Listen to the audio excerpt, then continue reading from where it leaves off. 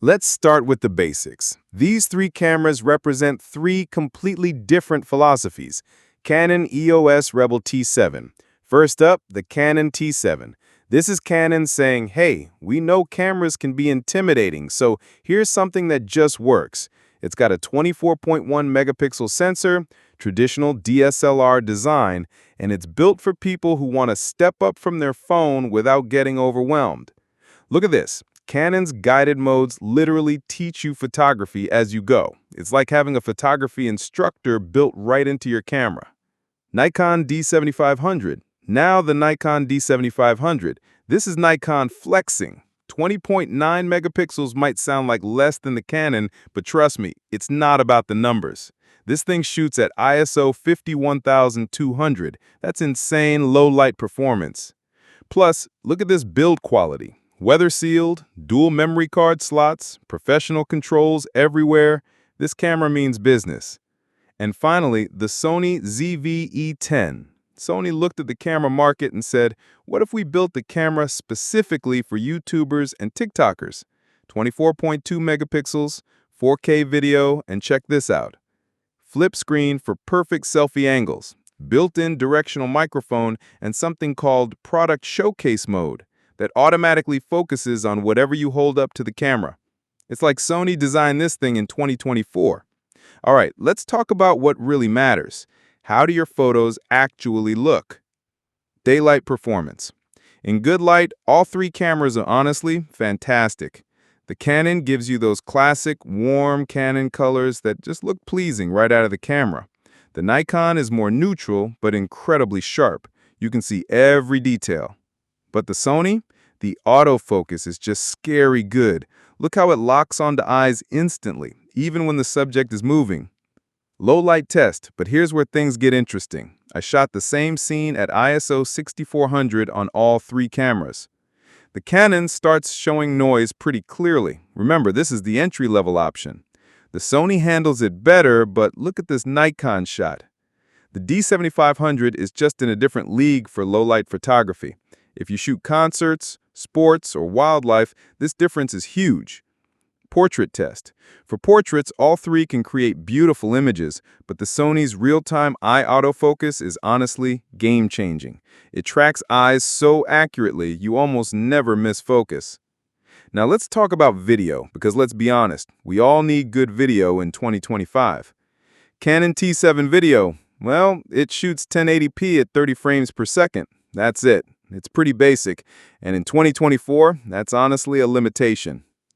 Nikon D7500 video, it shoots 4K, which is great, but here's the thing. It's designed for photographers first. The video features are solid, but not spectacular. The 4K quality is really good, though, and if you need professional video features, it's got them. Sony ZV-E10, but the Sony ZV-E10, this is where it gets crazy. Watch this. Product showcase mode. I hold up a product and it automatically shifts focus. No button pressing, no menu diving, it just works. Background blur with the press of a button, real-time eye autofocus in video, and 4K that's oversampled so it's super sharp. Plus 120 frames per second in 1080p for buttery smooth slow motion. If you're creating content, this camera is basically designed for you. Let's talk about how these actually feel to use every day. Canon T7.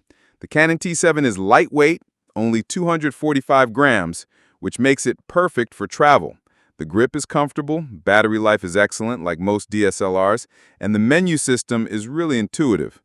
These guided modes are genuinely helpful for beginners. It's like training wheels for photography. Nikon D7500 feels like a tank. It's heavier, sure, but in a good way. You feel like you could drop this thing and it would keep working. Weather sealing means you can shoot in light rain or dusty conditions. If you're serious about outdoor photography, this matters. Dual memory card slots mean you never lose a wedding shoot or important event due to a card failure. Sony ZV-E10. The Sony ZV-E10 is the most modern feeling of the three. No viewfinder, which some people love and some people hate, but this flip screen is perfect for vlogging, and the overall design just feels contemporary. Battery life is the trade-off, though. Mirrorless cameras just eat through batteries faster than DSLRs. All right, decision time. Let me tell you exactly who should buy each camera. Buy the Canon T7 if you're brand new to photography, you want something reliable that won't overwhelm you, and budget is a major concern. This is perfect for parents wanting better family photos, travelers who need something lightweight, or anyone who just wants to learn photography without a steep learning curve. The extensive Canon lens ecosystem means you can grow with this camera too. Buy the Nikon D7500 if you're serious about photography as a hobby or profession, you need the best image quality, you shoot in challenging conditions, or you do sports and wildlife photography. That incredible low-light performance and professional build quality justify the higher price if you need those features. Buy the Sony ZV-E10 if you create content, if video is as important as photos, or if you want the most modern camera features. YouTubers, TikTokers, Instagram creators, this camera was literally designed for you. The flip screen, the autofocus, the video features, it's all about making content creation easier. So what's my final verdict? Here's the truth. There's no single best camera here. They're all best at different things. Pricing breakdown. The Canon T7 typically runs around $400 to $500 with the kit lens, incredible value for beginners. The Nikon D7500 is usually $800 to $1,000, more expensive, but you get professional features. The Sony ZV-E10 sits in the middle at around $600 to $700, premium for content creation but reasonable. My personal recommendation, if I had to pick just one for most people in 2024, the Sony ZV-E10.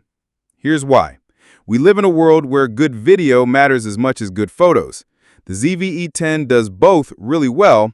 It's got modern features that will stay relevant longer, and the autofocus technology is just superior. But, that said, if you're a pure photographer who values image quality above all else, get the Nikon D7500.